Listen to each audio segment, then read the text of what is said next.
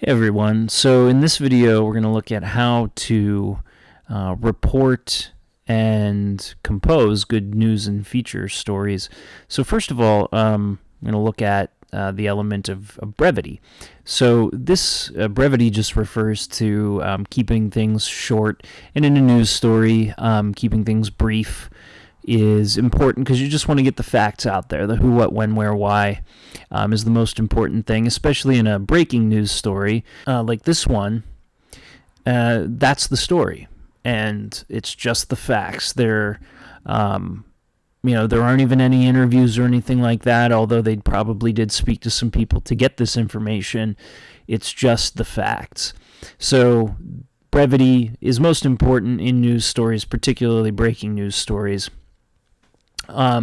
Next, we'll talk about consistency. So in news writing, the Associated Press style book is sort of the main, most commonly used guide for things like punctuation and formatting of articles and written work. We unfortunately don't have the style book. I have some copies of it, but we don't have access for everybody because you have to pay for it. But the OWL at Purdue has a version of it on their website that you can refer to at any given time to see if you don't quite know how to format a certain thing in journalistic style. It has everything you need to know about that, and we want to try to be consistent with those things so we can do our work as professionally as possible and reduce things looking sloppy. Next, we're going to take a look at sourcing things and making sure our work is thorough in terms of covering a story accurately. So this is a story, a feature story. You can see the headline there, what does it take to be a champion? So the writers wanted to answer that question from the perspective of two people who are state champions, one in speech, one in wrestling. So that was the kind of answer that they could get based on who they had access to. So for every story, we'll have to think about how do we answer the question, or how do we find the information as best we can given the resources we have.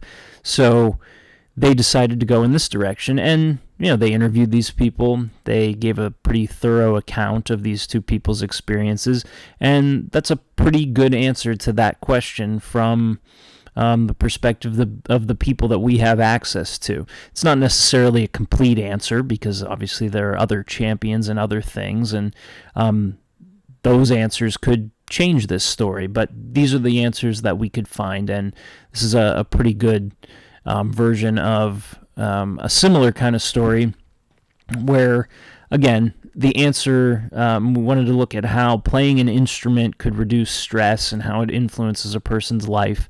And this is just one person's perspective, but going into depth about it and giving this accurate portrayal of those things from this individual perspective is an interesting read. It's not necessarily everybody's perspective, but it's hers. So when you're trying to answer big, widespread questions, controversial issues, interviewing just one or two people is usually not enough because the answers are big and expansive, and we need to try to get to those big, expansive answers. So like this, we're trying to figure out how discrimination is affecting people during the COVID crisis. This is from Pew Research. They did a lot of research to answer this question, and if you look at their what they show you at the bottom is their methodology. How did they get these answers? How did they get their data? They show you that they surveyed thousands of people over a long period of time, relatively long period of time, to try to gather the most accurate data that they possibly can using accurate statistical measures of these things. And if you want to ask big questions and you want to report on it accurately, sometimes it requires a lot of work. For us, we have about 950 people in our school. If we want 95% confidence in our surveying with only a 5% margin of error, meaning it's only a 5% chance of it being, on either side of that accuracy, we'd have to survey 274 people for almost a 95% chance of those numbers being accurate. So that's a lot of people.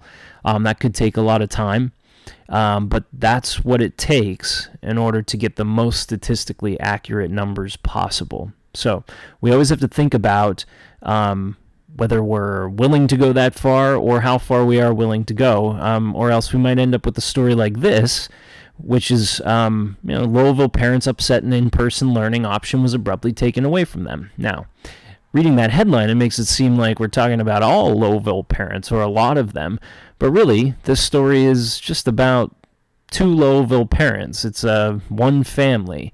So if we wanted to report on, or if they wanted to report on that story accurately or to accurately reflect their headline, they might have wanted to interview more Louisville parents or survey more of them rather than just the perspective of this one family. Otherwise, you get potentially misleading information out there.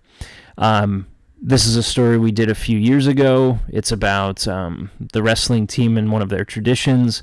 It's not a controversial story, but it's something that a lot of people didn't know about. So what we decided to do was, if you read through this story, you'll see that there's, I think, 5 or 6 different people interviewed, both wrestlers and coaches. So you get this story from multiple different perspectives, both coaches and wrestlers.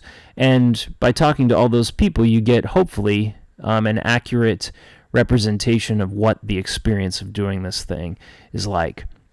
One other thing to keep in mind is the separation between news and opinion. So every good news organization keeps those two things separate. This is the Washington Post. They have their opinion page, and then they have their news pages.